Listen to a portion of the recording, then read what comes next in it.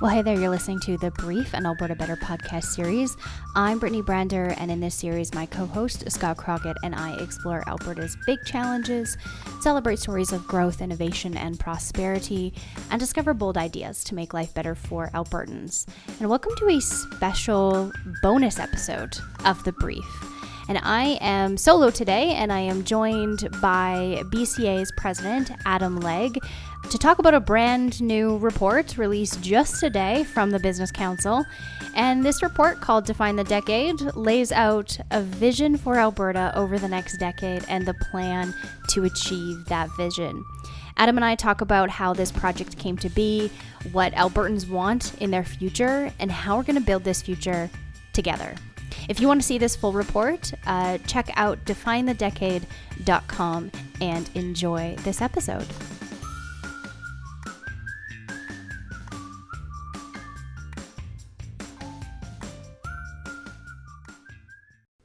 Well, welcome back to another very special episode of Alberta Better. I am joined today by Adam Legg, BCA's president, and we are here to talk about a very special project that we have been working on for 12 months now, called Define the Decade. So let's just jump right in. What is Define the Decade? Well, Define the Decade is what we think, a very exciting and bold vision and plan for Alberta over the next 10 years. It is one part vision for Albertans by Albertans, and we can talk a little bit about the process in a minute. And then we've also tried to figure out what is the plan. How do we actually achieve that vision? And we've taken a bit of a different approach to a typical economic development plan, but it's something that we wanted to do to inspire Albertans to tell a different story of Alberta to not only Albertans but to the rest of Canada, and then also to have a rally point. There was the origins of this project are really rooted in this sentiment that perhaps Alberta's best days were behind us, and we actually felt very different and wanted to create something that would rally Albertans for the future. Yeah, I mean, there's so much going on globally. We've got an energy crisis. We've got food shortages looming. There's so much going on. And, it's a really interesting time to think about our future. So can you dive a little bit deeper into that? How did this project come about? What was the why behind it, the imperative, the why we needed to think about our future and really create that plan for the next 10, 15, 20 years from now? Yeah. Alberta, there was a point very early on in the pandemic where Alberta had about 6, 7, 8 years of economic challenges. We had seen the energy sector really heavily impacted by global prices. We'd seen a lot of unemployment, and then so you layer on a global pandemic, and there was a sentiment for a while in Alberta that really, perhaps our best days were behind us. And in conversation, is actually I'll credit fully the name and the concept of the project to Nancy Southern of ATCO, when she said, partway through the early days of the pandemic, she said, so many people are down about Alberta, but I look around at what's happening in the world, what the world needs. Right. There's no better place to be than Alberta, but we just need to define the decade. We need to be very purposeful about what we're going to do and how we're going to go about it. So Define the Decade really is a bit of a reaction to the notion that Alberta's best days are behind us, and because in fact we believe that Alberta's best days are ahead of us, and that Alberta in fact is just getting started as a province, as a group of people, and as an economy. So today, we're launching this project, but like I said at the beginning, it's taken us 12 months to get here, and it's quite a large report, and there's a lot baked into it, but there was so much research and engagement and consultation that went into this. Can you talk a little bit about how, this document was formed? It's one of those, we thought it'd be 3 months, and 12 months later, we're just about to launch it. We started by saying we needed lots of voices participating in this project. And so the way we at the council typically do our projects is through a task force. So we created a task force that was representative of many different factors, different sectors in the economy, different locations around the province, different demographics. So we had a project executive task force co-chaired by Susanna Pierce, who's the country president of Shell Canada, and Corey Jansen of Alta ML. So we had a bit of the traditional economy, new economy, Edmonton, Calgary, male, female. So that was a great balance with those two as co-chairs. And then we created the balance of the task force around different industries, different sectors. We got a great balance, and people can see who's on that task force. And we so grateful to all of them for helping out on this. We then said we needed more voices to reflect our community. And so we built this Prosperity Advisory Committee, which is really reflective of a variety of voices, perspectives in our communities. And so it has representation from the LGBTQ community, from the Indigenous community, from women's entrepreneurs, from the immigrant serving community, with the Black Chambers, the trades community, and so many more. And so that they've really helped us understand the broad-based perspective of Albertans overall, because another sort of hat tip to Nancy was that she is always telling us as an organization, know your customer, and our customer is all Alberta's businesses, entrepreneurs, and quite frankly, in many ways, Albertans overall. Right. We're trying to target shared prosperity. So, the Prosperity Advisory Committee really helped us understand the breadth of Albertans. So those two are the two groups that really guided us in the work that we did and helped shape the final recommendations, and made sure that they were reflective of today's realities and the future opportunities. Then we really rolled up our sleeves and did a ton of research, and that's probably what took longer than we of thought. course. Alicia in our office here has done the bulk of that research. We created some economic snapshots of the province, its key sectors. We compared Alberta to other competitive regions and looked at what they had, everything from economic development to job growth and incentives and taxes and all those sorts of things. We looked at what we really wanted an honest look at Alberta and what its realities were. So we've identified we've confronted some realities, that not everybody has shared in the prosperity of Alberta's past. And so the aspiration of Define the Decade is that we can change that, and that there is a good life for all, and that economic expansion happens, and that everybody can participate in that. And all of this research is on our site. We've released it in different chapters. So I encourage everybody to go and take a look at some of this background, this immense body of research that went into it. We commissioned a paper with the Canada West Foundation to look at Alberta's place in the world with respect to trade. And they've identified a number of key findings. Really, the biggest one is that we can't compete. Typically, Alberta loves to compete with itself in terms of Edmonton versus Calgary, north versus south, urban versus rural. And they said, look, there are regions like Cascadia, which is the province of British Columbia, the state of Washington, the state of Oregon, coming together as an economic unit, trying to generate prosperity. We're competing with that. So the more we continue to try and compete Calgary versus Edmonton, we're dead in the water. Right. And so we really learned a lot about that. And then we finally looked at global trends. What are the trends that are affecting Alberta, its economy, its people, its businesses over the next 10 years? And again, all of that is on our website in the different chapters. Really the key ones are things right around the impact of digital technologies and innovation, the focus more on ideas and intellectual property versus necessarily conventional capital. That the environment and sustainability is really driving new imperatives. And then finally, our demographics are shifting. Right. While Alberta is a younger population compared to most of Canada, we're not immune to demographics. Right. We are aging and we're becoming more urban. So that has immense implications for tax bases, urban development, rural stagnation or decline. So we really tried to bake all of that into the directions of the project. So. And then we went out and talked to Albertans. To the notion of really understand your customer, we want to understand first what was a good life look like for them. And so we went out and talked to pretty close to 2,000 Albertans, did a variety of focus groups and interviews and surveys, et cetera, and asked them that question: what does a good life look like to you? What is the future of this province? What means a lot to you? And how do we get there?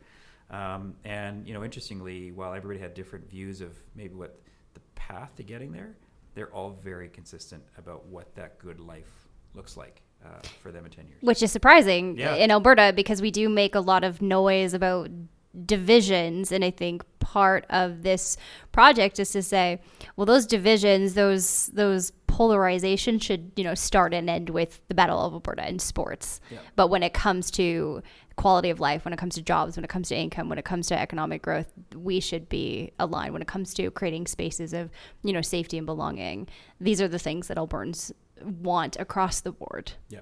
Yeah, you're absolutely right. The good life looks very consistent when you ask Albertans what it is. As I say, they're different. Everybody has different beliefs on the paths to get there. What the roots and the incentives and the realities are to getting there. But that end state is consistent. And so, we're kind of getting into the vision part of this project. It really is split into almost two components. We've got a vision, and then we've got the plan to achieve that vision. Can you speak to both of those parts? Yeah, absolutely. When we asked what the good life looks like, they came back and told us really Alberta needs to be three things. The first is it needs to be a place of belonging. Yep. So that no matter where you come from, no matter who you love, no matter who you worship, that this is a place where you feel welcome, you feel you have you belong, you can find community, you can build community, and that everybody is part of the fabric that is Alberta. And I think, historically, not everybody has felt that. Right. And so we need to focus a lot on making sure we do create those senses of community, those belongings, those ability for people to move here and find something of place of comfort and of home. The second thing they said, Alberta needs to be a place of opportunity. So that no matter what you want to focus on, no matter what you want to do, that there are opportunities for you, whether it's through education and training, whether it's jobs, whether it's again building community. That this place is when you have that spirit and that drive. You're not measured by who your parents were or how much your bank account has in it. That it's about the measure of your character and your drive and your willingness to contribute. And then the third is a place of solutions. People come to Alberta to do hard things. We've solved a lot of really big challenges. We've learned how to drill sideways underground. We've created treatments for hepatitis C. We've found out how to get oil out of sand. These Albertans don't let challenges sit long. And so that was really that sort of entrepreneurial can-do DNA that is so part of Alberta's fabric. They said that has to remain. People said, we really lost that over the past 6-8 years or so with the downturn with the pandemic, that sort of that drive that sort of characterizes Alberta, that needs to be part of the vision. So it's about a place of belonging, a place of opportunity, a place of solutions. Well, and then on the place of solutions, and you had started, we started this conversation talking about big global challenges. And one of the things that I think makes this strategy unique in a sense is that we've taken a bit of a different approach. And instead of looking at, okay, well, what are capitalizing on, I guess, on Alberta's assets, we looked at, what are big global challenges that exist in the world that Alberta can actually help solve. So this is about creating prosperity for Albertans, but it's also about making the world a better place. It's about, feeding the world. It's about, and I'm kind of preempting you here. It's about feeding the world. It's about providing, low carbon energy. So can you talk a little bit about that plan and maybe specifically talk about, that challenge driven approach that we've taken? Yeah, pretty most economic development strategies will come out and say, we're going to focus on this sector and that sector. And it's a very conventional, time-tested approach to economic development strategies. We tried to do something different. We wanted Alberta's focus to be different, to stand out, to be a little bit bolder. So we didn't pick sectors. Secondly, we felt that place of solutions, that's can-do attitude, and that really was something we wanted to build upon. And so instead of picking sectors, we said, what are the global challenges that exist out there, the humanity scale issues that the world needs solutions for, and where do those align with Alberta's strengths, competitive advantages, the assets that we have, so that we could not only be providing, to your point, solutions to big global challenges, but also generating prosperity at the same time. And so the three that have come about through our work and our research and engagement with both our task force and our advisory committee. The first one is feeding everyone, so it's sustainable, healthy food. The second is energy solutions, low carbon energy materials and minerals. And the third is healthy lives, medical and wellness advancements. Mm-hmm. And so those are three areas that Alberta has really high capability, unique strengths, unique opportunities, unique capabilities that align to those global challenges. Now, someone might say, well, that's the ag sector, that's the energy sector, and that's mm-hmm. the health sector. One could look at it that way, but what we've tried to suggest is that this actually is a multi-sectoral set of opportunities. So let's look at the agricultural, or the feeding everyone. So sure, it's about agriculture primary production. It's also about agricultural value added, but we're also going to need the technology and innovation that will help create new ag tech, that everything from helping with production in terms of reduction of water use or fertilizers or pesticides, to how do we increase yields in our crops? How do we get more out of the value of, say, a single pulse of single grain or livestock? It then needs the transportation logistics infrastructure to make sure we get our products to market. It needs capital markets to help fund and finance the growth and expansion of companies. It needs our post-secondary institutions to train the next generation of people that are going to be working in this sector. We're tackling those big challenges. So it's a little, we encourage people not to think simplistically about the ag sector or the agri-food sector, but really about all of those capabilities coming to bear on helping deliver this solution to the world. And so that's a bit unique. You don't see that in a lot of economic development strategies. So we've tried to be bold, we've tried to be unique, to differentiate Alberta, and to create something that I think hopefully people see themselves reflected. That's not to say those are the only three things that Alberta does and can do. We've got an amazing tourism and visitor economy. We've got an amazing film and television. We've got a transportation logistics. We're growing into the fintech, et cetera. But those are, we tried to pick these global challenges, and those are the three that stood out. You got to sort of be focused and opportunistic about these things. But our hope is that between that and all the other great things that Alberta does and has, that Albertans see themselves reflected in the opportunities in those missions. So ag and energy, those are very clearly things Albertan can do. What about health? How did the health one emerge as a challenge? The health one emerged because we have we're not the world's greatest place for everything health related, but we have some really unique niche strengths.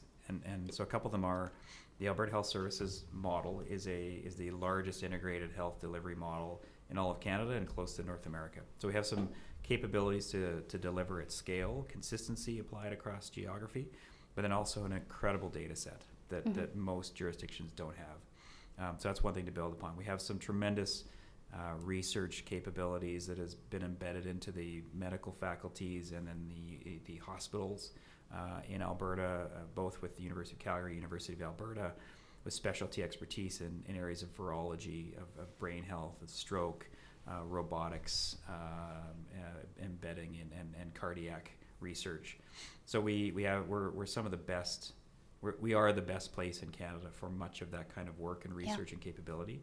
And so while we won't be everything related to health and wellness, we're really a tremendous strength of those core areas that we can build upon to deliver everything from continued advancements in the delivery of healthcare, advancements in science and research around treatment, prevention, early detection, medication, all those sorts of things that will enable us both from a pharmaceutical, mental health and wellness side of things, physical health and wellness, to really be able to be a leader in helping people live healthier lives. Well, and the last 2 years, I think, has really put a very, focused us a little bit more on our health and well-being.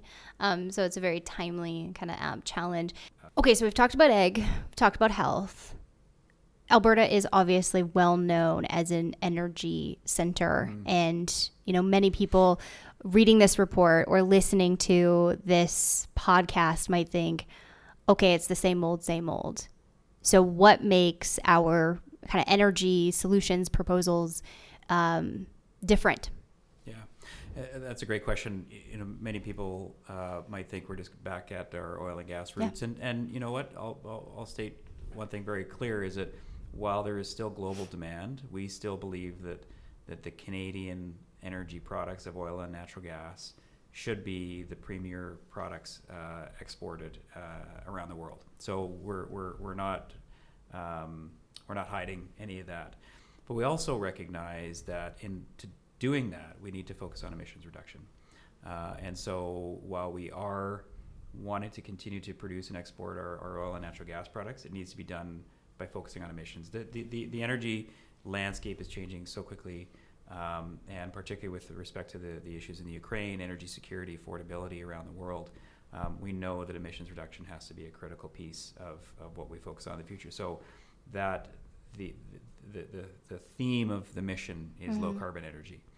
And so there is an element associated with traditional hydrocarbons in that, which is a low carbon net zero oil and gas. But then we also recognize where our future potential lies. And it's also being part of the technology that's developed around carbon capture, utilization, sequestration. It's around the technology that's going to be needed to bring hydrogen to bear, and for Canada to be a global exporter and producer of hydrogen around the world. And then what are some of those ways in which we can continue to evolve the energy mix in our country and around our world? So it's not just about continue to just blindly produce oil and gas, but it's really about how do we make sure that's as our chair Mac Van Willigen calls it, it's the best barrel. Right. That's the best ESG barrel that Canada builds and produces and exports. That should come from Canada, and we continue to reduce the emissions profile of that and the ESG footprint of that. But then also looking to the future around hydrogen, CCUS, infrastructure around that for electric vehicles and hydrogen, et cetera. So it's looking about the now demand, but also into the future, about the opportunities to continue to build that notion of all things energy, plus the materials that can be created from, say, carbon fibers. Like soap, or like, I mean, our cars will eventually, much of our computers and our phones are made of carbon fibers originated from bitumen in the oil sands. Right. And then finally, with rare earth minerals in terms of EVs and battery production, Alberta has a tremendous resource in particularly lithium. And what can we do to build that as a potential to be part of the long-term energy net zero solution for the world? Well, and there's like this tension that's between, energy security, because that phrase has now entered the conversation quite a bit more than it used to. So energy security and emissions reduction. And I think Alberta is in a really interesting place to do both of those things, So these are really big challenges and big goals. So how are we going to make these happen? Yeah, you need a strong foundation. And what we developed were these 6 things called prosperity pillars. And they're not unique to Alberta. Like when people hear them or see them, they're going to say, "Oh, that's not very Albertan," and they're not intended to be. They're sort of the foundations of any jurisdiction's economic development plan, and they're really sort of 3 sort of themes to them. One is more around the people side, so it's quality of life and belonging, a skilled and prepared workforce. The second theme is really about our sort of the platforms, our technology and innovation, our digital and physical infrastructure. And then the final one is around sustainability. Our economic sustainability as a province and a country, our environmental sustainability as a province. And under each one of these pillars, we've identified, where is Alberta at today? What's our goal in terms of each pillar? What do we need to do or to change to improve the performance of that pillar? And then we've identified what we call a series of needle movers. And these are sort of ideas. We're not necessarily saying this is the be-all, end-all of, but some ideas that might help Alberta catapult ahead in each of these pillars, which really can focus on everything from Indigenous reconciliation, making Alberta a more welcoming place to new Canadians, making sure that our post-secondaries are able to welcome as many students who want to study as they can. It's about the right digital infrastructure, broadband across the province, and making sure that we have the ability to protect our environment and also protect our public finances. So It's a dense set of stuff in that prosperity pillar section. Yeah. It's a lot of material, which is really where we probably got a lot of feedback from the community when we did our engagement and consultation. So we've tried to cram as much as we learned into that section. We know we didn't capture everything. We had to make some choices just to... Otherwise, this report would be well over 200 pages. Exactly, sure. Exactly. It would be a pretty significant doorstop. But I think we've captured the main things that are important for Alberta right now, and that are sort of in the hearts and minds of Albertans at this time. So, yeah, these are kind of these are the conditions for success, the things that we need to get right. But there's also another set of ideas that we need to get right, that we need to focus on, that kind of define our approach. And we're calling them imperatives. And we have, I think, 6 also. Yep. Because for some reason we like things in multiples of 3s. We do, yeah. Can you talk a little bit more about the implementation, that the imperatives, the timelines, and just some of the measures that we're using to really track this work? Yeah, the measures. So we have 3 measures for each of the prosperity pillars, and what we're ultimately going to do is annually release a scorecard of measuring progress of how Alberta is doing towards advancement of each of those indicators, and collectively they will be able to tell us, is Alberta moving towards achieving our vision of being a place of belonging and opportunity and solutions. Right.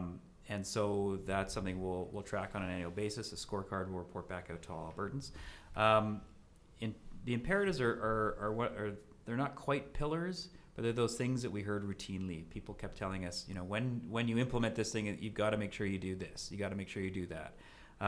And so the first one is being united and collaborative. We heard loud and clear from our research that Albertans are frankly just tired of being divided and divisive, and that they want to come together and rally behind something. And so we're hoping that this vision in and of itself is a rally point, but we need to be united and collaborative in our approach. Secondly is we have to continue to advance reconciliation.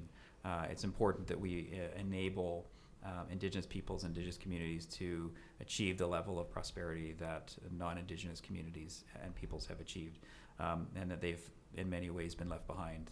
And so we need to make sure we've got strong reconciliation activities as companies, as governments, as organizations, and investing in the future of Indigenous peoples here in Alberta. When you think about Indigenous youth right now are the largest or the fastest growing demographic, and so investing in that future and ensuring that they are supported within their own communities and lifting up those communities. Yeah, exactly, and that we continue to create opportunities for economic development, equity partnerships, economic development in whether it's their nation companies or individually owned companies. So that's really another key imperative. Second is we have to be competitive. We have to realize we're in a global competition, and that we can't afford to put in burdensome costs, burdensome regulation that make our environment, our business environment, and our companies uncompetitive. And we've actually done a little bit too much of that in Canada, and so we need to really be focused on that going forward. Third is going global. We have to realize we're too small a market in Alberta and even in Canada. We have to look to an export potential and an export mindset.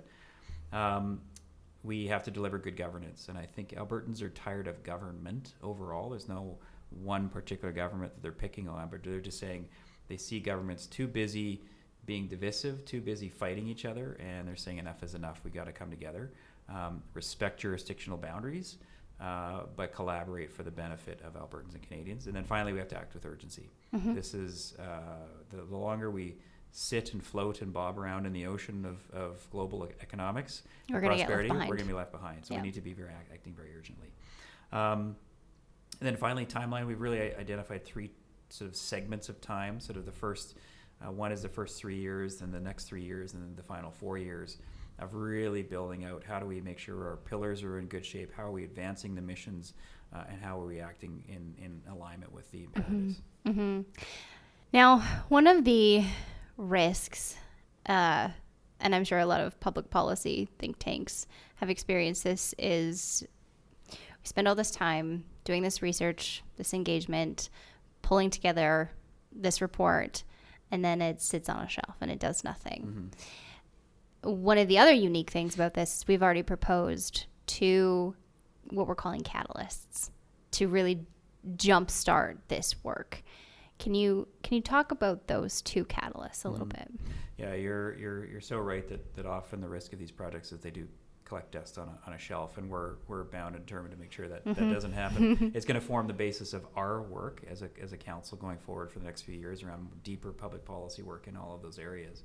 But we wanted to make sure we left people, particularly government, with a notion of what are two things that could get us moving. Right. And as you say, we call them catalysts. The first one is what we call the Alberta Mission Agency, which is really an agency that would be set up very similar to AOSTRA, if people are familiar with that. It's called the Alberta Oil Sands Technology and Research Authority, which is really the government-created body that unlocked the potential of the oil sands, which created an immense amount of prosperity for the province, for the country. This mission agency would ultimately be similar to that, but would oversee and sort of kickstart any one of the three mission areas that we identified. So it would be responsible for coordinating with it'd be arm's length from government, coordinating early stage research, working with business to try and get some of these ideas off the ground so we could actually be working together in a very coordinated fashion. The second one is what we're calling the Heartland Economic Region. It's not just the Alberta industrial heartland around the capital region, but is really meant to capture a geographic zone that would enable us to compete with the Cascadias, these larger mega regions. So initially it could start with an economic zone that would start, say, in Grand Prairie, Fort McMurray, down into Edmonton, Red Deer, Calgary, Lethbridge, Medicine Hat, as a coordinated area that we would go and we would market, we would promote, we would invest as a cohesive geography. And then over time, look to our neighbors in BC, our neighbors in Saskatchewan, potentially even our neighbors in Montana, and say, we have to compete as a larger mega region versus the Cascadias or the Front Ranges. Let's work together. And so, I mean, we're well served by groups like Invest Alberta, Travel Alberta, but we need to do a little bit more, a little bit differently, looking at it competing against a mega region like Cascadia. So it's a bit of a different beast than what we have already. This report fundamentally is about people. It's about Albertans. Yep. When Albertans, whether they be policymakers, I guess Albertans and Canadians, whether they be policymakers, business leaders, what is your wish for them when they read this or when they see, the video or they interact with Define the Decade in some way? What do you want them to feel? What do you want them to know about Alberta and, their future? Mm-hmm. My biggest hope is that they see themselves reflected in this work and that they say, yep, that's the Alberta I feel I live in, or that I want it to be, and that I see a place for me. Making this plan come to life, there's a line in the report, there are so many roles, so many opportunities, and we need everyone, we welcome everyone to be part of that. And so my hope is fundamentally they see themselves reflected in it. Secondly, I hope it inspires them to take action, whether that is to be part of some of the missions or rally their companies, their organizations behind this concept of the missions or delivering on the vision, that it maybe gives us a chance to say, the past 8-10 years have been hard. But it's time to turn the page on that. It's time to look forward to the future, and that recognizing that, Alberta's best days are ahead of us, and that Alberta is just getting started, and I can be part of that story, and I'll be part of that story. Yeah, one of my favorite kind of messages that have emerged over doing this work is, Alberta has a choice. We can dig our heels in and keep doing what we're doing, or we can embrace the challenge that is before us. And I think, one of the things that we learned is that entrepreneurial spirit, that can-do attitude, that's real. That is very real in the province. And, we have a choice to take that, harness that, and reimagine our future for the better. You're absolutely right. I mean, we have this DNA that is embedded in Alberta at its core about the can-do spirit. and moving forward, realizing the opportunities, recognizing that we have to do some things a little differently because not everybody participated in the prosperity and success of the past. So looking to the future, knowing we have to make some adjustments, but doing so in a way that inspires people, that they see the Alberta that they want to be part of reflected in the vision, in the work, and that we have to be very purposeful about it. And that, for a while, we heard in our consultation that people just hadn't felt there was a vision for Alberta, and that has gone on for many, many years. And I think people are looking for something to really just get behind and to say, yeah, this is the future and this is what I want to be part of. Fantastic. And at the risk of being cheesy, Alberta's just getting started. Well, thank you for listening to this episode of the Brief, an Alberta Better podcast series. This podcast is a production of the Business Council of Alberta. You can learn more about us at businesscouncilab.com, and we'd love to connect with you on social media. So give us a follow at BizCouncilAB on Twitter, Facebook, and LinkedIn. If you liked this episode and want to support our message of shared prosperity for all, please be sure to head over to Apple Podcasts, Spotify, or wherever else you get your podcasts to subscribe, rate the show, and give us a quick review. New episodes drop every other Tuesday. Thanks for listening. We'll see you next time.